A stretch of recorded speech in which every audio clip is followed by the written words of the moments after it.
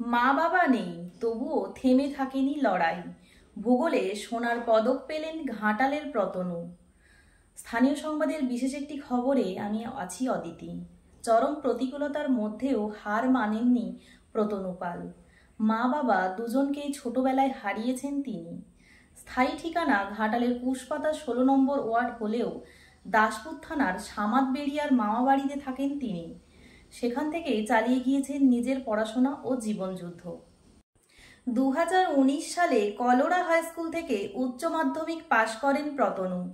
2022 সালে পাঁশকুড়া বনমালী কলেজ থেকে ভূগোল সাম্মানিকে স্নাতক হন। কিন্তু সেখানেই থেমে যাননি তিনি।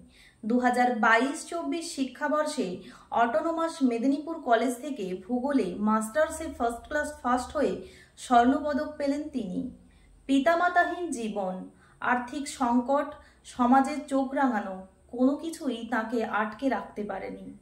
প্রতনু বলেন, শুধু নিজের জন্য নয়, যারা লড়াই করছেন তাদের জন্যও আমি লড়ছি। তার এই লড়াই প্রমাণ করে দেয়, ইচ্ছা থাকলে স্বপ্ন সত্যি করা যায়। আজ প্রতনুর এই সাফল্যে গর্বিত শুধু ঘাটাল মহকুমা নয়, গর্বিত সমগ্র পশ্চিম মেদিনীপুর জেলা।